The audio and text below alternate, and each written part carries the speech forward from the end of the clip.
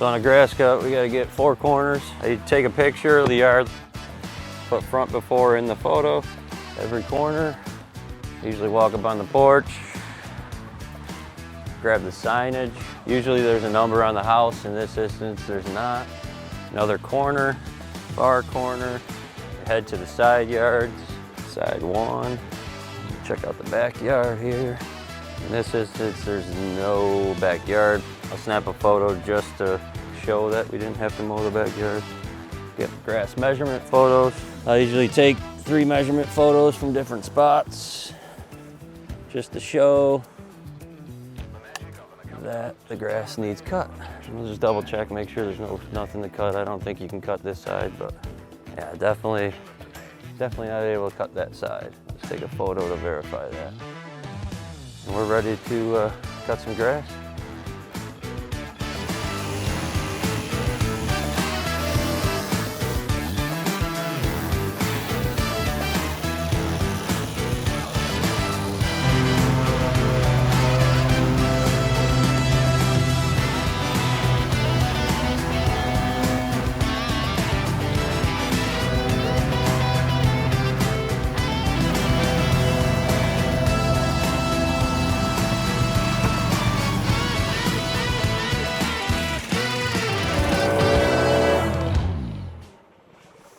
About it. All right, so now we gotta get the after photos. Got my handy dandy little cards here. Somewhere it says front. So I do front, after to label. All 4 corners again. All right, side after shot. Desired height, 2 inches. And that wraps up the grass cut. All right, so for this property, there's some stick debris. We're gonna measure it to get cubic yardage for a pre-approval to remove it.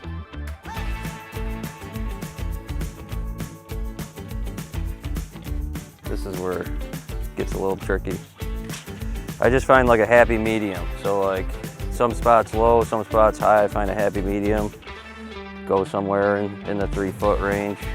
And then we usually get a empty truck photo before we put the pre-approval stuff in there.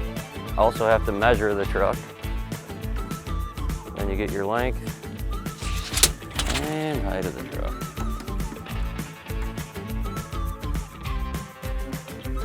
And then we load it up.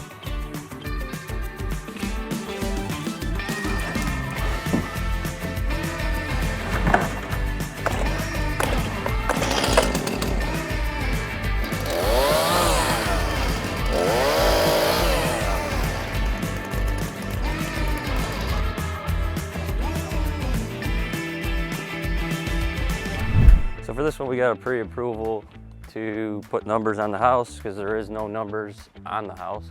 So we're gonna take some numbers and stick them on. If you want to get a before photo of, you know, anywhere up in this area, I'll slap them on here somewhere. Okay. If they'll stick, maybe. Maybe not. We might need to put it somewhere else. Let's try right here on the beam. We'll just go up and down vertically.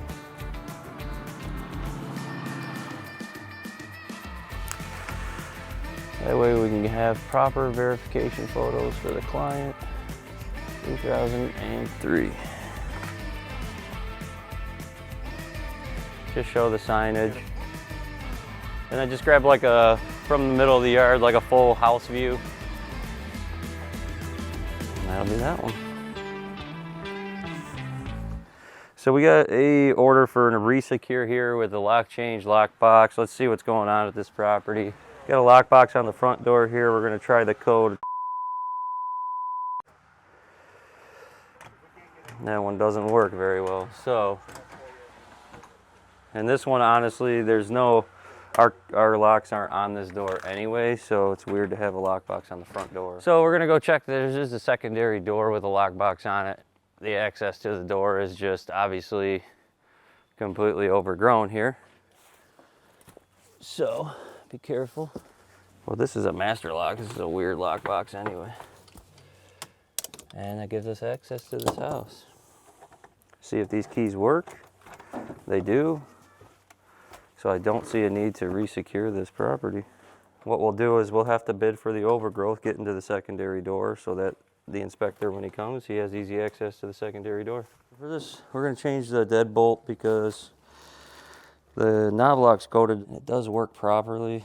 There we go. Yeah, see, that works properly. We tried on the deadbolt.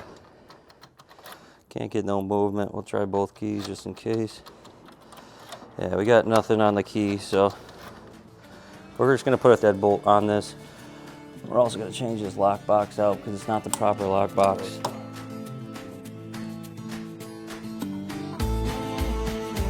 Some tools. Put in there.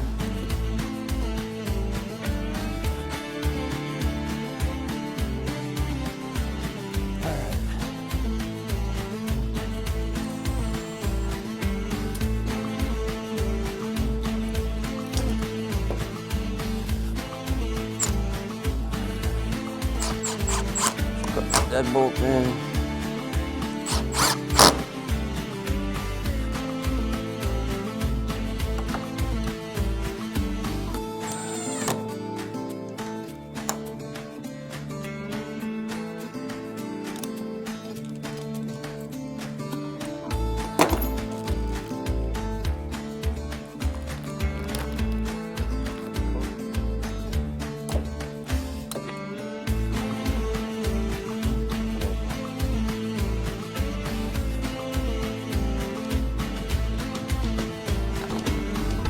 So today, we came to the property to do a grass cut, re-secure.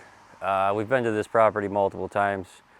We took a small amount of debris as a pre-approval today, just to clean up the yard, give it some more curb appeal, but there's a lot of things here that we've already bid in the past that just are not getting approved. This stuff could create some violations on this property. The value is decreasing. We got to get some of this stuff taken care of, especially, I mean, the shed. You can't even access the shed. The overgrowth that's along here, the porch. You got vines growing up the side of the house here.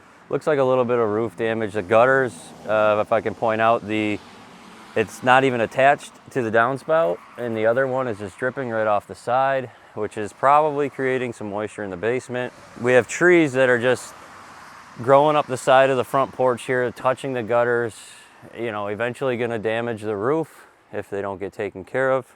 I believe we've even bid this front porch. The railings are just absolutely wobbly.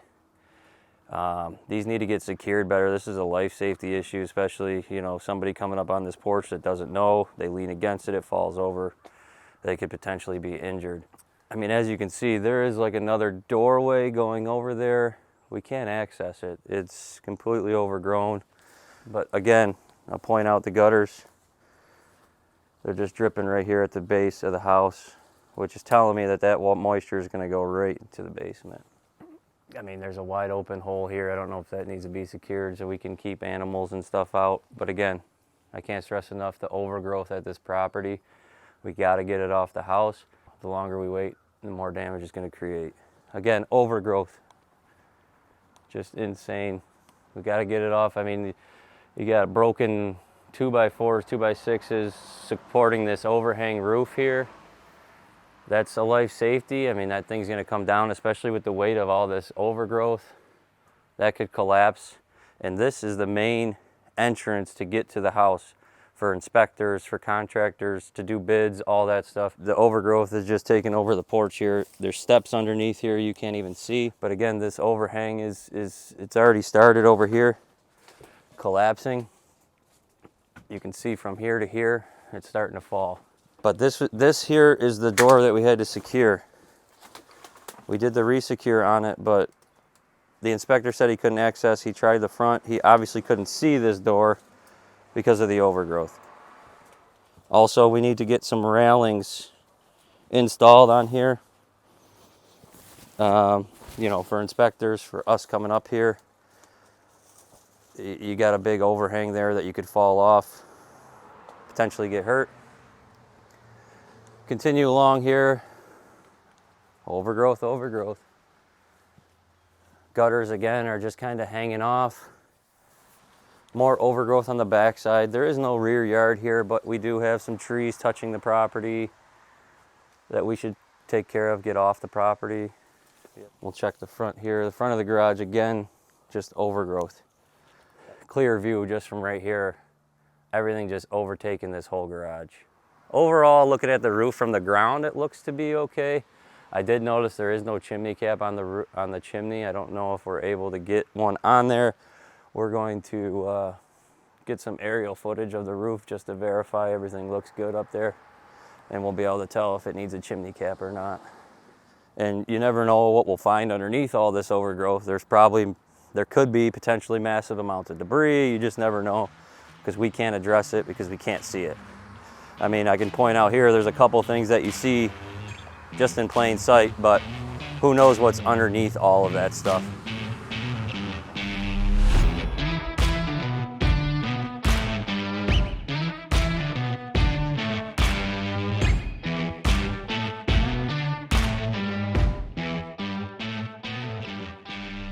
All right, we're just gonna take a peek inside here just to check and see if we got any moisture in the basement from the gutters itself. I left this open.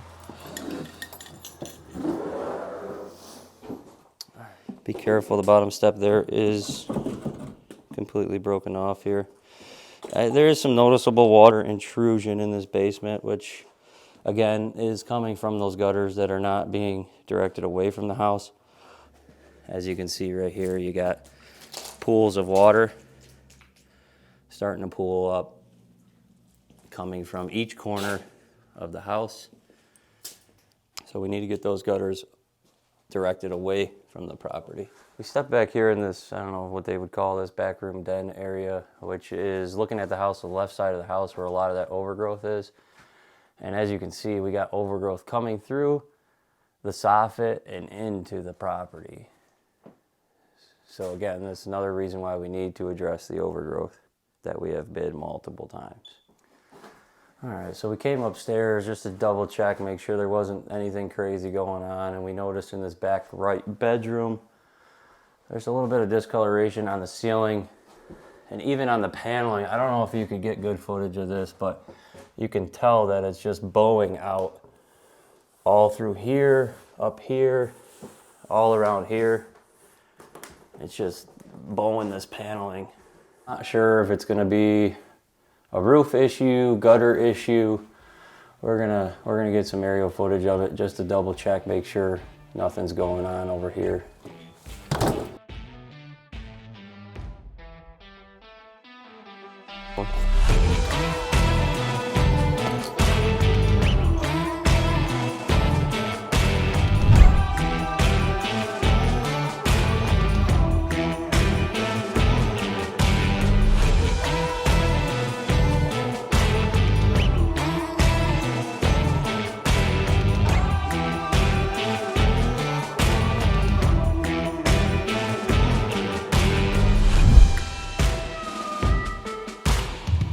Basically, we're just gonna do a tree trimming order here and a weed removal order here and the grass cut.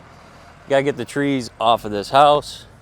A bunch of weeds growing through the bottom of the deck here we gotta get away. A few small trees in between. We gotta get these trees out of the deck here. And then over on top of the deck growing from the bottom, there's some more weeds. We gotta get those removed. And then after that, we're just gonna cut the grass and on to the next one.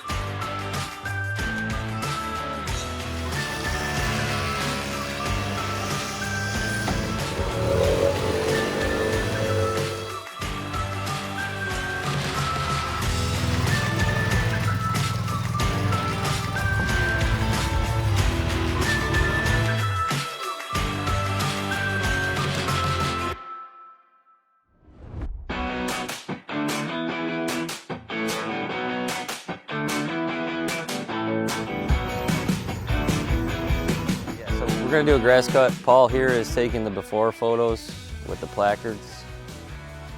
We gotta go 4 corners of the property.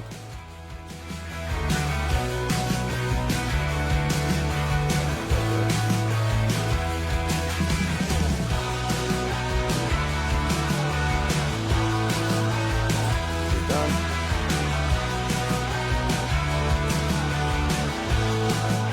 Now we hop on the mowers and go to town.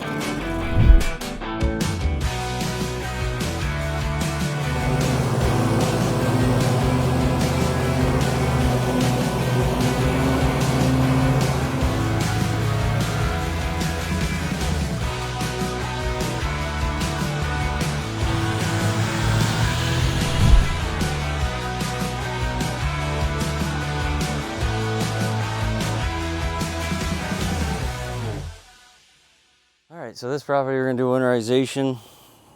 Gathered all the materials here for the winterization. Carry it into the house and see what we're working with. Alright, so we're going to go to figure out where the washer and dryer would be. Downstairs, I'm being told. So downstairs we go.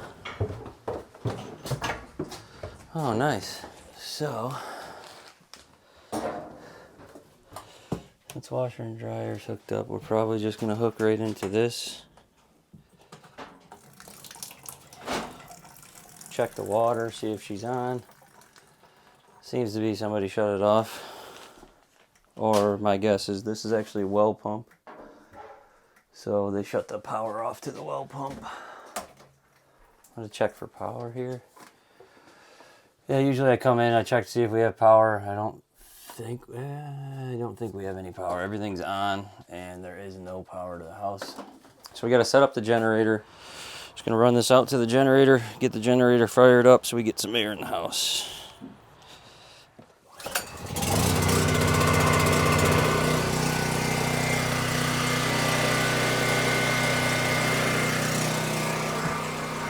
That'll get us our power.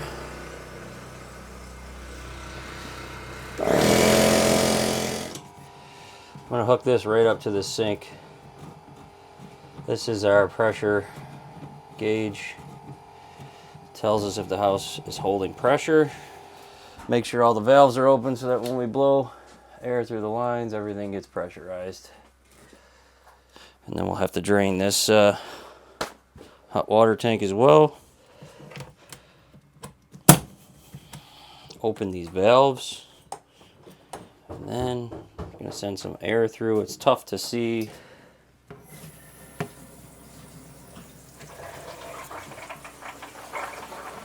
Basically just doing opposite, so we're pushing air back into these tanks and whatnot, which will drain later on. Just trying to get the right pressure in the lines. Don't want to exceed like 35 psi. Let that build up for a minute.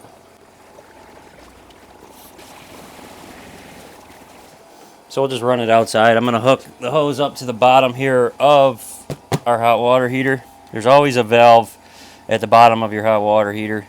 Before you drain this, if the power is on at the house, you do want to make sure that the power to the hot water heater is off, because then you could damage the components of the hot water heater.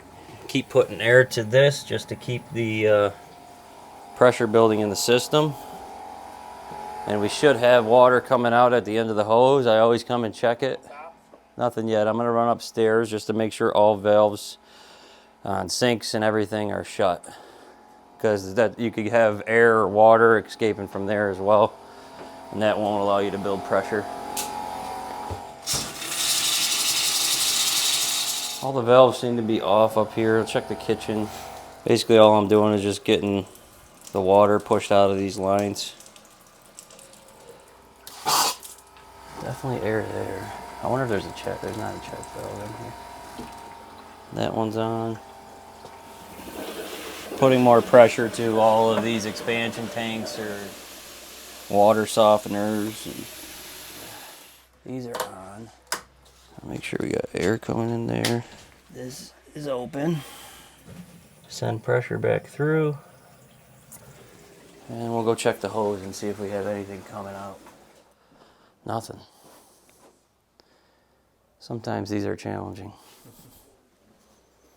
Well, you can't. Why? What are you hearing? What's your problem? I'm hearing all this water, but It's I going haven't. through your filters. Shut your main valve off, dude. Yeah, but the main valve's right here that goes down to the ground. Main right There here. might be two different. No, I think your top one's your main now. You think so? Yeah, So they bypassed that bottom? Yeah, the bottom was probably a different well. Okay, so and all these are just water softeners, right? Water softener, water softener. Well, you got pressure upstairs. I know, but I don't understand why I'm not getting pressure out of the tank. I know why. I know why. Did you see the sinks? No. I bet that's packed full of sediment. Oh, you think this is? Again, some of these are, every winterization is different. We have pressure in the lines. We have nothing coming out of the tank. We're in a rural area, so the water's really hard. It comes out of a well. I mean, you can see there's water softeners here, but it doesn't always help. Sediment will drop to the bottom of these tanks, so we're going to try to switch it around, get air going up through the tank, and push it through all the sinks. All right. Problem is, can't get this on here, Paul. It's so long. The valve might be bad too, but No, look at all that. Look at all the crap. Yeah. It's all sediment in there. Yeah. So blow it backwards. Throw that hose back on there. All right, so we get the hose back on here. We're gonna put pressure to the hose. Are you sure that's the same thread?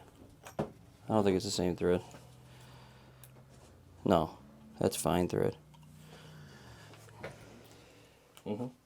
Oh, you know what? Oh, that's what happened. It came off of this. That's great. Oh my goodness. It happens. These are the challenges.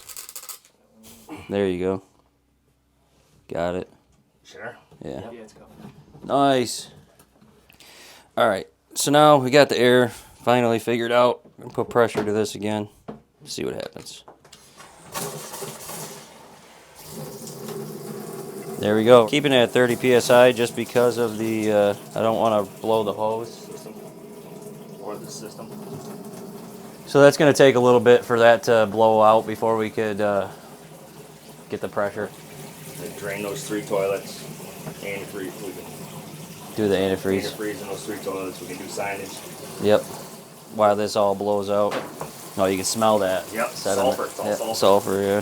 So what I'm going to do is I'm going to change the regulator valve on the compressor so that I don't have to keep turning this on and off. All compressors have a regulator on them. You could change the valve right here. Just make it so that there's only 35 psi coming out of that. Just as a precautionary measure. All right, so see if this is on. Just let that trickle out.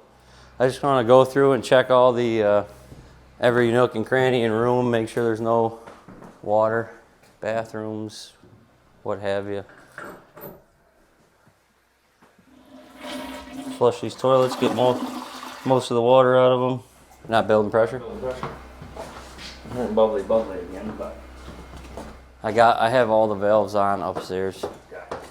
If you want to shut those off, let me check what's going on out here to the regulator.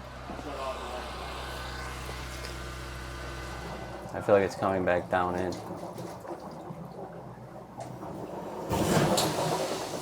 There it goes.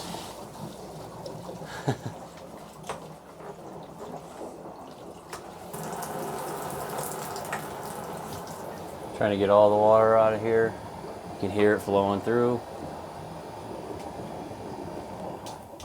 All right, so what we're gonna do now, we're not getting anywhere with this. I think there's so much sediment in this tank from the hard water It's clogging every spigot. I mean, you can see how it's barely coming out of here.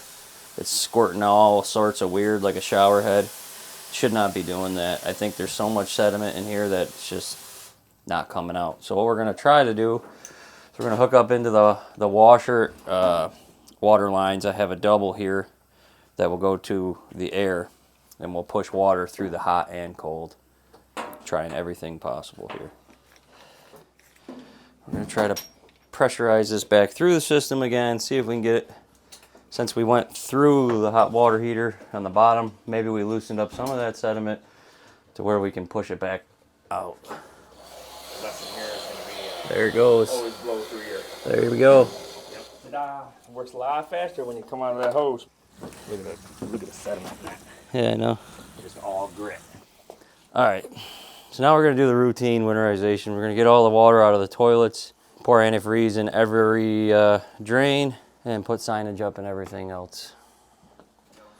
All right, so what we're gonna do next is get all this water out of the toilets. We got our handy dandy vacuum, wet dry vac. That'll suck all the water right out of the toilets. He's also got to get the water out of the back of the toilet just to prepare that from freezing. If that freezes, it'll crack the toilet. Just some signage for the water main valve. Put the date on there, and then just a prop like goes right on the front window with all the other signage, letting everybody know that the property's been winterized, the date, and the contractor that did it. Okay, so we got our 3 gallons here of the antifreeze that's required for these antifreeze. I call it antifreeze. It's considered glycol. It's rated for negative 50 degrees Fahrenheit. All you do is go through, dump it in each toilet, in the drains, anything that would have held water. They say to do like 1 to 2 cups into each drain.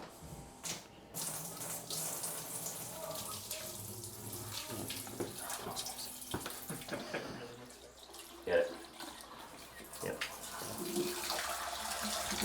All right, off to the next sink. Did you get all the toilets, Paul? Yes, sir. Usually if there's a dishwasher, you would obviously put some antifreeze in the dishwasher. Copper But sink, boys. there's not there, so we're gonna dump it in this copper sink. Yep. Yep. These both go to the same drain, so you can see underneath. They both Y down probably. Yep, they Y down to the same drain, so just a little bit into each one. Look at all the sediment that came out now. Yeah, it's just air. You kill that valve at the hose? So yeah, I mean, if you see, you got a little bit of trickling out, but it's pretty much just air by now. Finish this glycol. Yep.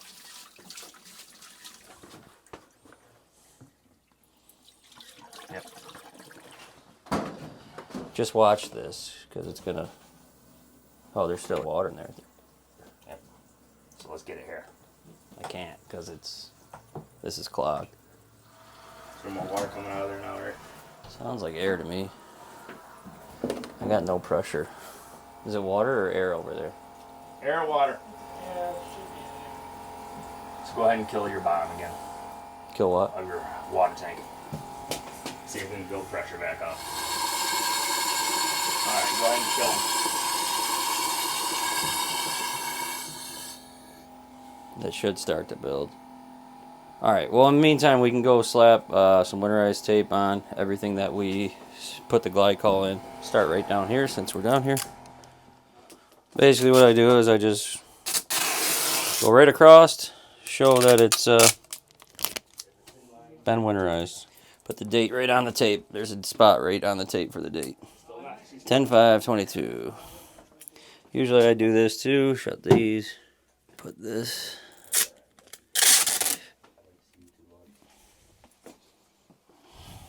Tape.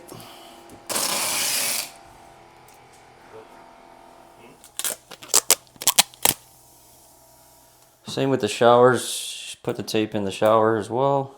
Anything that has water or drain that you pour the glycol through. Your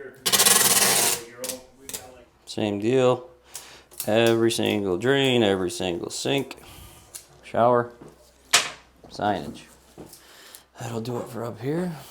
Last but not least, we just got to put some in this downstairs sink and also the washer drain, and any floor drain that you might see in a basement or anything, you also want to winterize that.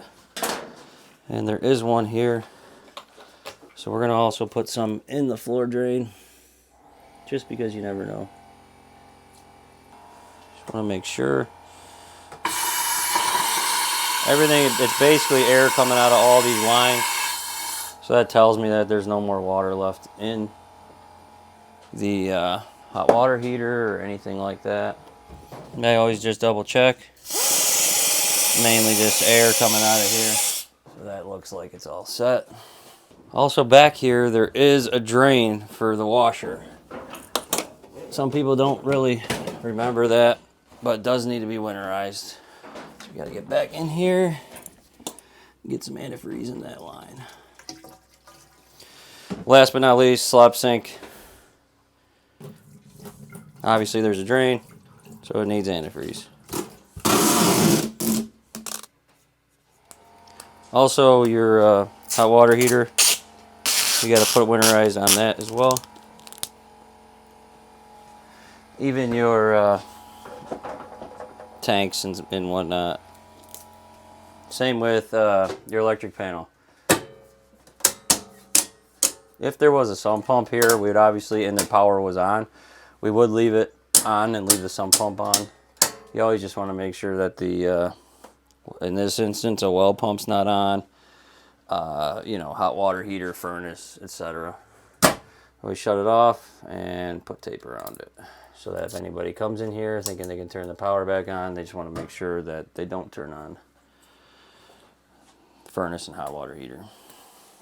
So down here in the dungeon, there's another electric panel. We're gonna make sure everything is off, which it looks like everything's already off. You figure out where the main coming in is. This is a well pump, but you always gotta zip tie the main valves, regardless of what it is, well pump, sewer, or city water, etc. You shut them off, and then you just put a zip tie around it. Alright, so we got zip tie on that one. We'll also do the lower. So I mean, that lets everybody know that that's off. I'm also going to put a sign here, probably right on here, tape it on here, showing the date we shut that off. This is going to go on the front door. Just going to stick this right here, right near the main water valve, just so that everybody knows it was shut off. And last but not least, we have this sign to go up in the front window. We're just going to stick it right here. That way it's inside and not outside. Basically just lets everybody know property was winterized. Other than that, that's pretty much basically how you do a winterization. As long as the pressure either holds or doesn't hold for 30 minutes, you determine that after the 30 minutes. But if it does hold, you pass it. If it fails, you fail it. If it fails, you always label where it was leaking from, if there's a broken pipe, if there's a valve that's leaking, wherever you're getting air coming out. You want to point it out. It's a big piece of copper pipe or something, get some measurements, linear footage, just so you can bid out for the damages and get it taken care of. Other than that, I think that wraps up about the winterization, and we're on to the next one.